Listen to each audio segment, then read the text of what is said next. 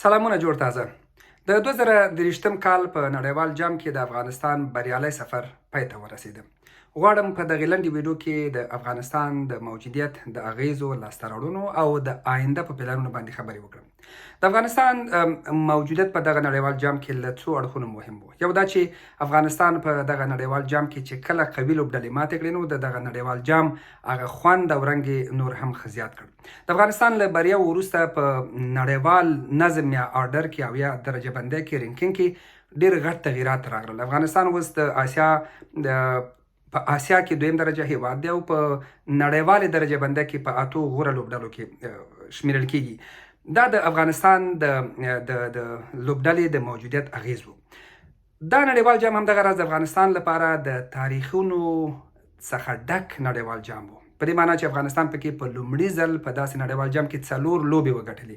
په دغو 4 هیوادونو کې چې افغانستان مات کړل، یو د افغانستان سرسخت رقیب پاکستان هم و. په لومړي ځل په نړیوال جام کې په غټ ایونت کې افغانستان پاکستان ته ماتې ورکړه. د همدغه راز د کرکټ بنسټګر هیواد انګلند ته هم ماتې ورکړه. د آسیا جام او نړیوال جام بله اتله لوبډله سریلانکا یې هم ماته کړه او هالند یې هم مات کړه. او همدغه راز د جنوبي افریقا او استرالیا غوندې هیوادونو سره دومره قوي لوبې وکړې او دومره ښې لوبې وکړې چې د کرکټ مبصرینو مینوالو ټولو دغه د افغانستان دا ډول لوبه وستایله. همدغه راز د افغانستان لپاره په دغه نړیوال جام کې بل تاریخ دا و چې په لومړي ځل پکې یو افغان لوبغاړي سلیزه وکړه.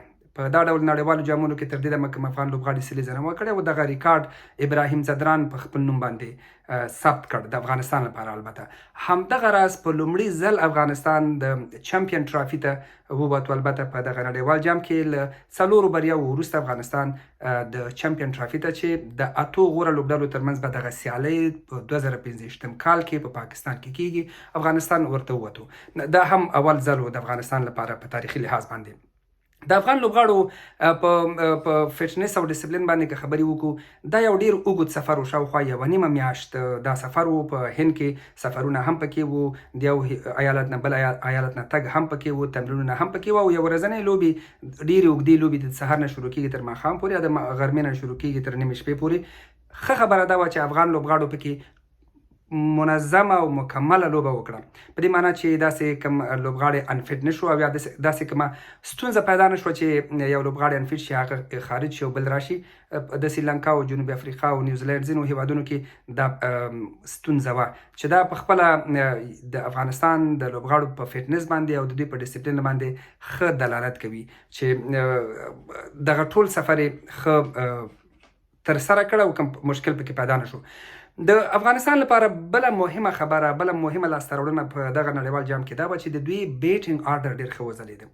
تر نړیوال جام مخکې ټولو د افغانستان په اړه دا خبره کوله چې افغانستان په توپ اچونې کې بالخصوص په ورو توپ اچونې کې ډېر قوي ټیم او ډېر قوي هیواد دی. مګر موږ ولیدو چې ګرباز ابراهیم ځدران، ورپسې په میډل آرډر کې حشمت شهیدي، رحمت شاه او تر ټولو مهمه عظمت عمرزي چې کوم ډول لوبه وکړه نو هغه مفکوره یې هم غلطه ثابته کړه چې افغانستان یوازې په بالینګ کې ښه ده. دا په خپله د افغانستان لپاره یوه ډېره غټه لاسته راوړنه وه. په دغه نړیوال جام کې په 4م پوزیشن باندې د عظمت عمرزي راوستل دا یوه ډېره ښه پرېکړه وه چې افغانستان ثابته کړه چې دوی داسې آلراونډر هم لري چې په هر حالت کې، په پیل کې، په د لوبې په منځ کې، په سختو شرایطو کې، په آسانو شرایطو کې، په د لوبې په آخره کې داسې یو لوبغاړی لري چې هم اوږد انینګز کولی شي، هم هیټینګ کولی شي او هم داسې بالینګ کولی شي چې تر 140 ورپورته یې د بال سرعت وي. په اوسني عصر کې په کرکټ کې دا ډول لوبغاړي ډېر کم وي. د دغه نړیوال جام یوه لویه لاسته راوړنه په خپله د عظمت عمرزي دا ډول لوبه وه د افغانستان لپاره. او شک نشته چې دی ډېر ځوان دی او په آینده کې به د ده په وړاندې ډېرې نورې لوبې هم به یعنې یو غټ کیریر، غټ ماموریت او غټ مسؤلیت د ده په وړاندې شته او دی به ډېر ځلیږي. د افغانستان لپاره به ډېرې لوبې کوي. چې خبرې ډېرې نه شي، د افغانستان په دغه نړیوال جام کې په خپل موجودیت کې څو پیغامونه ورکړل. د کرکټ نړۍ ته یې دا پیغام ورکړل چې دوی یو قوي ټیم دي، منظم ټیم دي، با استعداده ټیم دی. په هر ډول شرایطو کې دوی لوبه کولی شي او د هر ډول قوي ټیم سره دوی لوبه کولی شي او قوي ټیمونه ماتولی شي. نو بناءً باید په دوی باندې نوره پانګونه هم وشي او له دوی سره غټ نړیوال ټیمونه چې دي هغوی سیریزونه او یا د لوبو لړۍ وکړي. دویم غټ پیغام پکې دا و چې په افغانستان کې د نړیوال جام د لوبو په پیل کې په افغانستان کې ډیره بده زلزله وشوه. په هرات کې سلګونه هیوادوال شهیدان شول. زموږ لوبغاړو په نړیوال سټیج کې د افغانستان دغه غږ نړۍ ته ورسوو. د هند سره چې زموږ لوبه وه، یوه دقیقه یا څو صحنې یا څو شیبې خاموشي وشوه د زلزلې کې د افغان شهیدانو ته د درناوي په پار.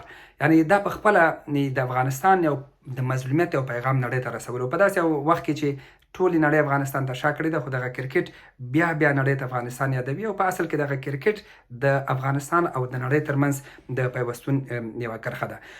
په کور دننه ځوانانو ته، ماشومانو ته یو پیغام دا و په دغه نړیوال جام کې د افغانستان د ښې لوبې چې شاید سلګونه او زرګونه ځوانانو ته له وطن سره د مینې د کرکټ سره د مینې انګیزه ورکړل شوې وي، هغوی ته فکر پیدا شوی وي که هغوی په ځان باندې خواري وکړي، لوبې وکړي، کیدای شي د ګربز غوندې داسې په نړیواله سټیج کې د خپل هیواد نمایندګي وکړي، د ابراهیم ځدران غوندې سلیزه ووهي، د راشد خان غوندې، د مجیب غوندې، د نبي غوندې ډېر وځلیږي. دا یوه ډېره قوي انګیزه وه چې افغان لوبغاړو په دغه نړیوال جام کې کور دننه ځوانانو ته ورکړه. او په 15 کلونو کې که نړیوال ستوری ښه بیټسمن په افغانستان کې پیدا کېږي، نو برکت به یې د دغه نړیوال جام څخه وي. افغانستان په یوه برخه کې ډیره کمزورې وه، یعنی افغان لوبډله ډیره کمزورې وه. په دې برخه کې دوی ته ډیر کار کول پکار دی. البته فیلډینګ یادوم، د استرالیا سره په لوبه کې، د نیوزیلند سره په لوبه کې موږ ډیر کیچونه ډراپ کړل یا مو ونه شو نیولی چې افغانستان د هغو کیچونو د ډراپ کولو له کبله لوبې وبایللې، یعنې د افغانستان د ماتې سبب شول هماغه کیچونه. دا د فټنس مسله ده، او دا یوه تخنیکي مسله ده چې په فټنس کې د لوبغاړو خوراک، څښاک، خوب، د صحت تمرین، دا ټول پکې رانغاړل کېږي. نو که افغانستان په یوه برخه کې ډیر کار کول غواړي، نو همدغه برخې ته دی ډیر تمرکز وکړي او ډیر کار دی پرې وکړي چې په آینده کې د دوی دا مشکل حل شي. همدغه راز موږ په تیزې توپ اچونې کې ولیده چې نوین الحق اعلان کړی و چې هغه له نړیوال جام څخه وروسته استعفا کوي له یوې ورځنۍ لوبو نه. البته د 16 ورځو لوبو کې به د افغانستان سره وي. نو افغانستان ته پکار ده چې د نبیل الحق د ځای ناستې د موندلو په برخه کې کار وکړي. استعدادونه شته، بدرونه شته، نو ځکه چې افغانستان چمپیون ټرافي ته روان دی 2015 کال کې د سترګو په رپ کې یو کال تېرېږي. نو ښه ده چې افغانستان په هغه برخه کې هم تیار آماده وي چې بیا له مشکل سره مخامخ نشي. د لوبډلې ترکیب ډېر ښه جوړ شوی دی. مخکې به په 2-3 لوبغاړو باندې په توپوهنې کې ډېره تکیه کېدله، اوس که اوپنران نه ځلیږي، میډل آرډر ځلیږي، که میډل آرډر نه ځلیږي، لو آرډر ځلیږي. مطلب یو ډېر ښه ترکیب جوړ شوی دی. نو په ترکیب کې ډېرې خبره نشته. البته کپټان د آسیا جام نه وروسته، د نړیوال جام نه وروسته باید هغه مخکینی کپټان نه وي، مخکینی حشمت نه وي چې دغه سیالیو نه مخکې تجربې یې زیاتې شوې، سترګې پخې شوې، په سختو شرایطو کې ولوبېده، پوه شو چې په غټو سټیجونو کې څه ډول لوبه وشي، څه ډول پلان وشي، څه ډول ستراتیژي عملي شي. او یوه مشوره که ورکړل شي هغه به دا وي چې د له دودیزې کپټانۍ نه باید له یو متحرک او زړورې کپټانۍ ته ور داخل شي، د زړورې کپټانۍ جهان او نړۍ ته ور داخل شي چې ځینې نور مثبت تغییرات هم په لوبډلې کې راشي. د افغانستان لپاره به یو پیغام دا وي د نړۍ ته د افغانستان له طرفه چې باید افغانستان ته ډېرې لوبې برابرې شي د قوي هیوادونو سره چې دوی په آینده کې هم ښه وځلیږي او ښه ولوبیږي. خبرې ډېرې دي، ما هڅه وکړه چې خبرې په 2-3 دقیقو کې راټولې کړم، خو ونه شو. په هر حال په دې هیله چې زړه مو تنګ شوي نه وي دې خبرو ته. نو د افغانستان د کرکټ په راتلونکو لوبو به بل وخت خبرې وکړو. مننه.